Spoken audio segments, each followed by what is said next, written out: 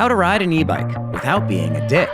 It only takes a quick glance at your local trailhead to see that electric assist mountain bikes are now becoming fairly common. Here where I live, maybe 10% of mountain bikers ride eMTBs, and in other areas, it's closer to 50%. Last year, I posted a video about how neither electric nor human-powered mountain bikes are really all that different in terms of max speeds on the trail. Amidst the many comments to that video, I noticed one common theme. No one has really published anything in regards to trail etiquette specifically for electric mountain bikes. I've been an active mountain biker for over 25 years, and ever since I started riding in the mid-1990s, there has been a widely accepted mountain biker trail etiquette. I believe this has kept our user group in far better graces with the rest of the outdoor communities, especially so when compared to those that never had such widely accepted etiquettes. That'd be sweet, thank you. See you guys in a little bit. For example, dirt bikers and Sur-Ron riders have had an unfortunately large percentage of their user groups that rarely adhere to any sort of similar code. As a result, they've both lost a lot of trail access. As they say about bad apples. This video is a bunch of etiquette tips for fellow eMTB riders and is designed to cover items that pertain specifically to electric assist bikes. If we can get 1,000 likes on this video, then I'll consider publishing a general mountain biker trail etiquette video that goes over all the stuff that's mutually shared between electric and acoustic bikes.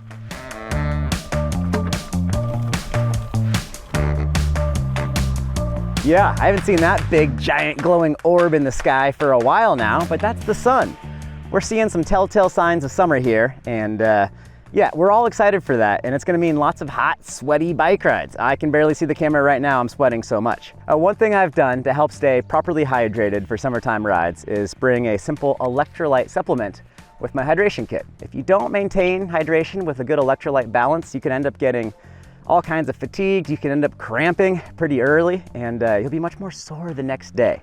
I've been lucky enough to partner with the fine folk over at LMNT, spelled LMNT, and they make a really simple electrolyte supplement, just sodium, potassium, magnesium, a tiny bit of flavor and stevia to make it a tad more yummy. And I've been running one of these packets just in a single water bottle, and I found that hydration kit can keep me going for quite a while on the bike. For a limited time now, LMNT's offering viewers on my channel a free sample pack with any drink mix purchase from the link down in my description below. That link is drinkelement, LMNT.com/Jeff, Jeff. And yeah, today we're drinking the raspberry salt flavor, which I've quite enjoyed over the last few years now. Big thanks to LMNT, and big thanks to all of you for trying LMNT and letting me know in the comments down below your experiences. Stay salty, everyone. The first item of etiquette is the one I think that most needs communicated ASAP, so here we go. Climbing. The uphill slower rider has the right of way. This means if you're riding your eMTB and approach another climber, regardless of their means of transport, whether it's eMTB, acoustic MTB, a pair of running shoes, a horse, or even a wheelchair, well, they do have the right of way. I get it, your eMTB is a lot faster than an acoustic bike. You probably want to make a pass. The best way to do this is as you catch up, greet the other trail user in a friendly manner. After all, you're the one who shouldn't be out of breath. A simple, hello there, is plenty. Not only does this acknowledge the other rider, it also begins communication and shows your basic respect for each other. Oh, hello there, how's it going? I'm struggling, man. How are you doing?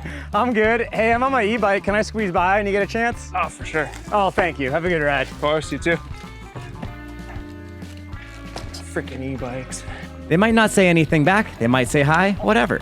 But you've made the first step to establishing a dialogue. Your next step is to say, hey, I'm on an e-bike. If you get a chance, I'd love to pass when it's convenient. Own the fact that you're on an eMTB. It's only weird if you're embarrassed, so don't be. 9 times out of 10, politely asking the other rider will result in them being happy to let you by.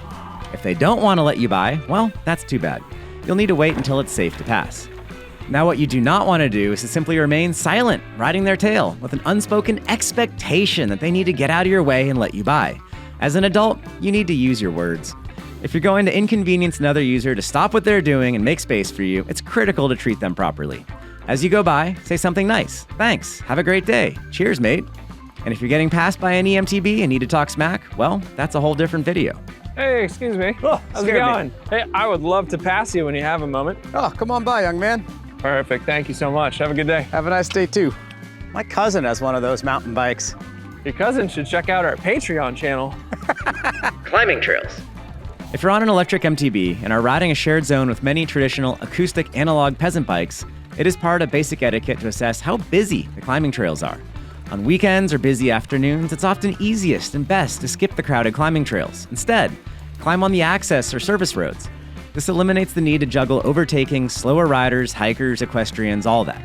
I know it's more fun to fly up single track, but on a busy summer afternoon or a weekend morning, just climb the access road and use the extra time and battery to instead get your jollies in with more descending laps. Don't ditch your peasant friend. If you can't see your riding partner, they are no longer your riding partner. Eco mode or no power mode can counsel you into maintaining that relationship. That wasn't gonna be my shoe ever again. And that was the time. And then my cousin said, oh, where you go? Oh, he's gone. Access. Do not post riding location names online. I try to only name a location if it's either a massive destination like Sedona, Whistler, or the North Shore, or if I'm working with a trail builder or other trail organization. This is especially important if a spot is unsanctioned, and even more so if you're bringing an electric bike to trails that are off the map. Climb challenges. Many mountain bike specific trails are built and signed as downhill only. If you'd like to try to climb up a trail, be aware that if it's signed as downhill only, you're then blowing it. And if a trail is most commonly used as a descending trail and generally does not have uphill traffic, well, it's better to go with the flow of traffic there. Sweet. I think I got time to do that again. Uphill is the new downhill. Bike control. Can you come to a full panic stop from 20 mph in less than 2 bike lengths? The rule of thumb is to never outride your braking distance.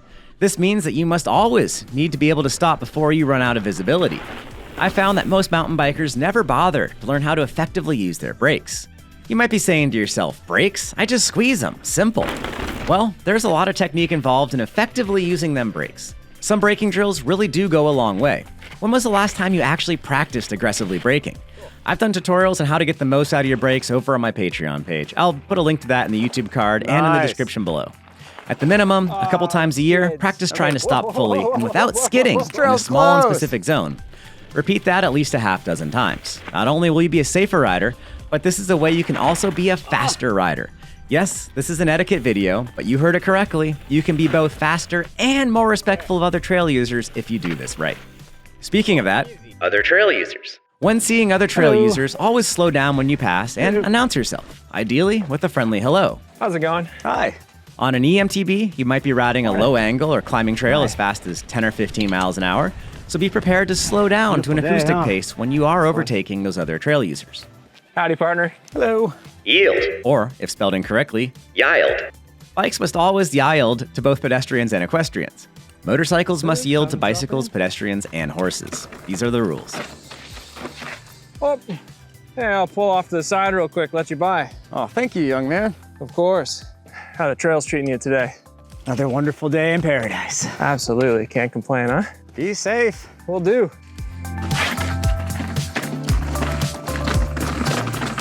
Horses. Many equestrians are not able to control their animals. Always communicate with the horse people. Once in a while, they'll let you know they've got a skittish animal and need you to dismount and go far around. The noise and clunking of the electric motors can be enough to scare one of these animals enough to buck their rider. Ride up this? Yeah. The closer you are to a trailhead, the more challenging other users will always be. But once you're out in the backcountry, the vast majority of folks are simply loving their time in the outdoors, and they're happy to share this experience. When you're on a bike, it's not just you. You're suddenly a representative of all mountain bikers everywhere. Please do keep this in mind.